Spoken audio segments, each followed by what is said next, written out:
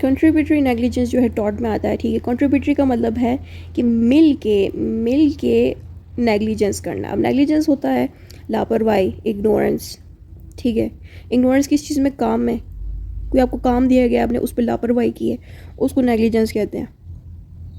और कंट्रीब्यूटरी को नेग्लिजेंस के साथ अगर ऐड किया जाए तो इट मीन्स कि जिसने काम दिया है वो भी लापरवाही करे और जिसको काम दिया गया है वो भी लापरवाही करे। इसमें दोनों साइड से लापरवाही हो, उसको हम कंट्रीब्यूटरी नेग्लिजेंस कहते हैं, ठीक है। If a person gets injured due to his own contributed negligence, in this case, injured person is not entitled to recover damages from other party who has accidentally caused damage. Here, both parties are equally negligent. So, this is a contributory negligence. यहाँ पे ये लिखा है कि एक इंसान अपनी ही बेवकूफ़ी की वजह से, लापरवाही की वजह से अपना नुकसान कर दे, तो उस इंसान को कोर्ट कोई पैसे नहीं देगा, कोई कंपनसेशन नहीं देगा अपने नुकसान को पूरा करने के लिए, क्योंकि उसने खुद ही नेग्लिजेंस की, लापरवाही की, ठीक है। और जिस बंदे को जाके टक्कर मारी है उसने भी तो लापरवाही की है, लेकिन उसकी अपनी लापरवाही भी मौजूद थी।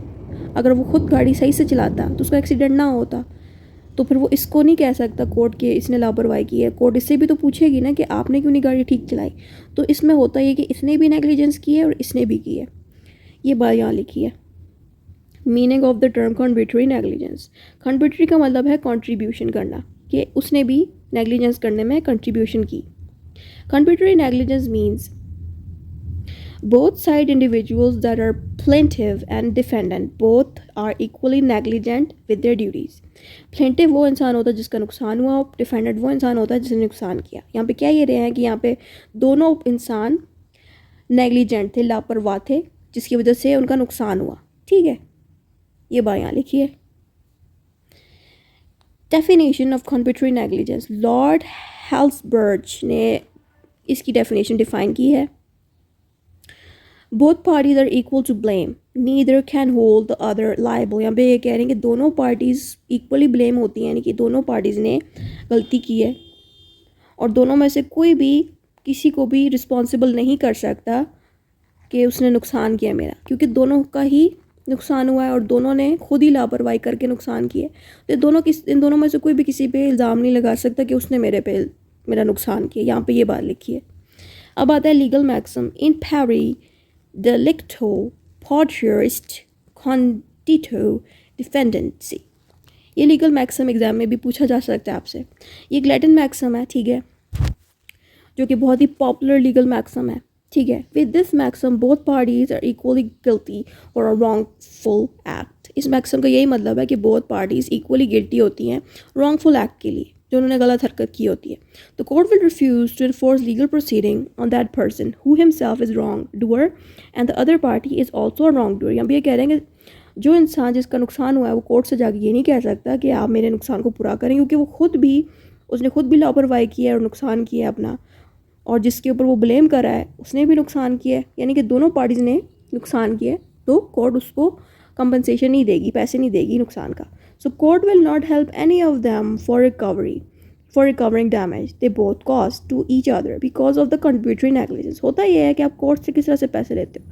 अब ये इंसान जो है गाड़ी चला रहा है और इसने जो है इसको टक्कर मार दी, ठीक है। तो कोर्ट जो है, ये बंदा कोर्ट में जाएगा और इस बंदे से नुकसान के पैसे लेगा, ठीक है।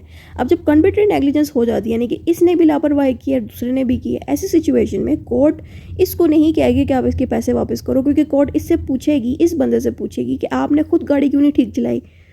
क्योंकि फिर जाहिर बात है जब कोर्ट इससे पूछेगी आपने खुद गाड़ी क्यों नहीं ठीक चलाई और आप इससे क्यों कह रहे हो कि ये गाड़ी ठीक चलाए, आपका नुकसान आपने खुद किया है, तो हम इस बंदे से आपको पैसे नहीं दिलवाएंगे क्योंकि आपने कंट्रीब्यूटरी नेग्लिजेंस की। ये बात सारी यहाँ पे।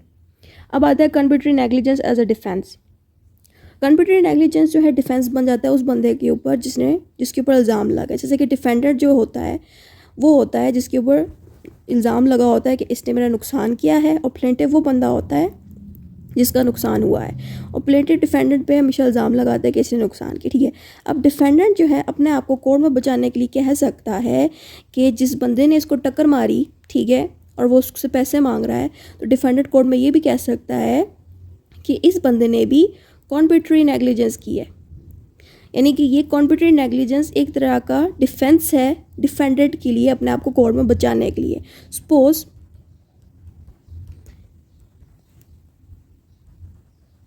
ये बंदा इसके ऊपर इल्ज़ाम लगाता है कि इसने गाड़ी ठीक नहीं चलाई और कोर्ट से जाके कहता है कि ये बंदा इसको पैसे दे। अब ये अपने आप को बचाने के लिए, यानी कि डिफेंडेंट अपने आप को बचाने के लिए कोर्ट में ये भी कह सकता है कि इसने गाड़ी ठीक नहीं चलाई, इसकी लापरवाही की वजह से ही मैंने कार इसके साथ टक्कर मार दी। तो ये अपने आप को बचाने के लिए भी कह सकता है कोर्ट में कि इस बंदे ने जो पैसे मांग रहा है इसने भी नेग्लिजेंस की, जिसकी वजह से मेरी गाड़ी के साथ टकराई। तो ये एक तरह का डिफेंस भी बन जाता है, ठीक है। Compulsory negligence is a complete defense for the defendant, ठीक है। For example, if Muhammad is driving a car on the road and Hassan is also reversing his car on the same road. Here Muhammad is carelessly driving his car and he is not seeing that there is Hassan's car being reversed in front of him. Same, Hassan is also carelessly reversing his car. Due to their negligence, both cars got crashed. So we can see here that both are equally responsible for their damage. If one of them was driving carefully, then this accident would not occurred. So this act is contributory act in which both were negligent, and this contributory negligence is a defense for the defendant because plaintiff himself is also negligent, so plaintiff cannot blame defendant for his negligent behavior. अभी ये कह रहे हैं कि एक बंदा गाड़ी reverse कर रहा है अपनी रोड पे, दूसरा जो है उसी रोड पे गाड़ी तेज़ी से चला रहा है। अब ये रोड है, ठीक है, अब ये बंदा यूँ करके गाड़ी रिवर्स कर रहा है, रोड पे इस तरफ आ रहा है और यहाँ से ना एक गाड़ी आगे जा रही है तेज़ी से, ठीक है। अब होगा ये कि जो रिवर्स करेगा वो भी लापरवाही से कर रहा है और जो तेज़ी से इसी रोड पे इस तरफ जा रहा है ना वो भी तेज़ी से जा रहा है, तो क्या होगा, टक्कर होगी। तो दोनों साइड से नेग्लिजेंस हुई। ये जो है उस बंदे को बचा सकता है जिस पे इल्ज़ाम लगेगा। मिसाल के तौर पे जो इस तरफ जा रहा है वो इस पे इल्ज़ाम लगा देगा कि इसने लापरवाही की, तो ये अपने आप को बचाने के लिए कह सकता है कि इस बंदे ने भी तो लापरवाही की ना, तेज़ी से निकल रहा है। तो ये एक तरह का डिफेंस भी हो जाता है उस पर जिस पे इल्ज़ाम लगा है, ठीक है। अब आता है केस लॉ। इस पे केस लॉ है टफ वर्सेस वारमैन का। It was held that if both parties are equally to blame and the accident is the result of their joint negligence, the plaintiff cannot receive damage. यानी कि जिसका नुकसान हुआ वो नहीं कह सकता कोर्ट से जाके कि जिसके साथ उसने टक्कर मारी वो उसके पैसे वापस करे, क्योंकि इसने भी तो लापरवाही की थी ना टक्कर मारते हुए। यानी कि जिस पे इल्ज़ाम, इसने इस पे इल्ज़ाम लगाया कि तुमने टक्कर मारी है, मुझे पैसे दो, तो ये भी तो ये कह सकता है ना कि इसने भी तो लापरवाही की है। ऐसी सिचुएशन पे प्लेंटिफ को जिसने इल्ज़ाम लगाएगा उसका नुकसान हुआ, उसको रिकवरी नहीं मिलेगी किसी भी डैमेजेस की, क्योंकि उसने खुद भी जो है नेग्लिजेंस की थी। अगर वो नेग्लिजेंस ना करता, खुद ठीक रहता, तब शायद कोर्ट उसकी बात सुन लेती, ठीक है। अब आता है situations of contributory negligence. There can be 3 situations where defendant is proved completely negligent. अब यहाँ पे ये कह रहे हैं कि कंट्रीब्यूटरी नेग्लिजेंस में ये भी होता है कि अगर कोई एक बंदा कंप्लीटली या फिर इसमें डिफेंडेंट कंप्लीटली जो है नेग्लिजेंट हो जाए, वे plaintiff is proof completely negligent, या फिर प्लेंटिव को कंप्लीटली नेग्लिजेंट प्रूफ कर दिया जाए। और थर्ड में लिखा है वे प्लेंटिव एंड नेग्लिजेंट और बोथ इंडिविजुअल्स आर नेग्लिजेंट। इसमें 3 स्टेजेस बता रहे हैं। यहाँ पे ये कह रहे हैं या तो डिफेंडेंट की गलती हो सकती है इसमें सारी की सारी, या फिर प्लेंटिव की भी गलती हो सकती है इसमें सारी की सारी, या फिर दोनों की गलती हो सकती है, ठीक है। अब अगला टॉपिक है वंस ऑफ प्रूफ। वंस का मतलब है, या ओन्स का मतलब है रिस्पॉन्सिबल, ठीक है। In contributory negligence burden of proof is always on the defendant. That means defendant has to prove the negligence of the plaintiff. अब जो कंट्रीब्यूटरी नेग्लिजेंस है इसमें जो है प्रूफ करने का काम, अपनी गवाही देने का काम डिफेंडेंट का होता है, ठीक है। जो दूसरा टॉपिक था नेग्लिजेंस का टॉपिक, उसमें प्रूफ देने का काम जो है प्लेंटिफ का होता है। यानी कि प्लेंटिफ जिसका नुकसान हुआ है उसको कोर्ट को प्रूफ करना पड़ेगा कि जो डिफेंडेंट पे रिस्पॉन्सिबिलिटी दी थी इसने अपनी रिस्पॉन्सिबिलिटी नहीं निभाई। अब कंट्रीब्यूटरी नेग्लिजेंस में ऐसा नहीं होता। कंट्रीब्यूटरी में होता है कि डिफेंडेंट पर इल्ज़ाम लगता है कि इसने पैसे भरने हैं और डिफेंडेंट जो है प्लेंटिफ को किसी तरह इसके ऊपर प्रूफ कर दे कोर्ट में कि प्लेंटिफ की गलती थी सारी, मेरी नहीं थी। तो ये कंट्रीब्यूटरी नेग्लिजेंस में होता है। इसमें होगा ये कि डिफेंडेंट जो है कोई ना कोई ऐसी चीज़ बताएगा कोर्ट को कि प्लेंटिफ की भी उसमें लापरवाही मौजूद थी तब ही एक्सीडेंट हुआ, यहाँ पे यही बात लिखी है कि कॉन्ट्रैक्टरी में सारा का सारा जो है एविडेंस निकालने का काम, प्रूफ देने का काम डिफेंडेंट के ऊपर होता है, ठीक है, कि वो अपनी गवाही दे, अपनी जो है जो उसका नुकसान हुआ है, जो उसको पैसे भरने पड़ेंगे, अपने आप को बचा सकते तो बचा ले। तो ये अपने आप को बचाने के लिए कह सकता है कि प्लेंटिफ का भी कसूर था, कोई प्रूफ दे कोर्ट को कि वाकई में प्लेंटिफ का भी कसूर था।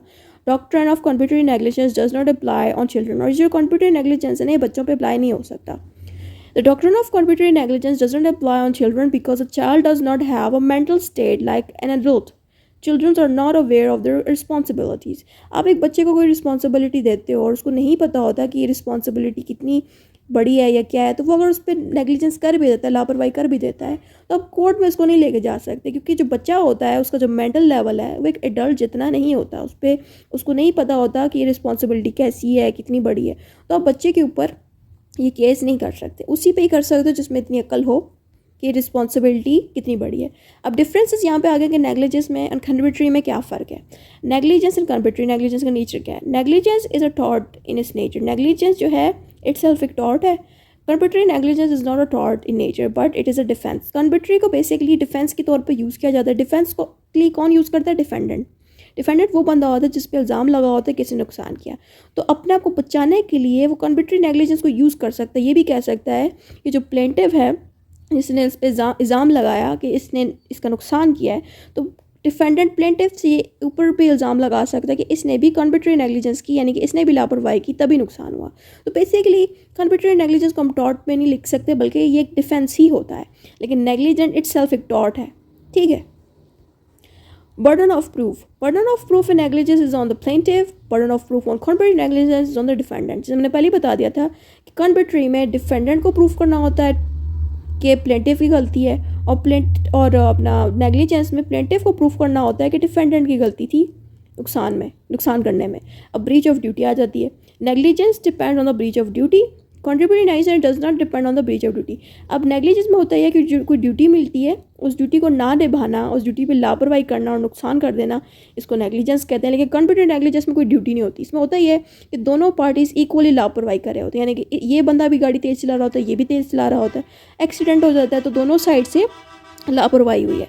लेकिन नेग्लिजेंस में ये होता है कि एक बंदे ने इसको काम दिया है कि तुम ये ड्यूटी करोगे, और ये बंदा जो है ड्यूटी नहीं पूरी करता, नुकसान कर देता है, लापरवाही करता है, तो इसमें जो है ड्यूटी दी गई थी। लेकिन इस सिचुएशन पे कंट्रीब्यूटरी में ड्यूटी नहीं दी जाती। इसमें दोनों साइड के लोग लापरवाही से ही काम करते हैं और एक दूसरे का नुकसान कर देते हैं इकट्ठे।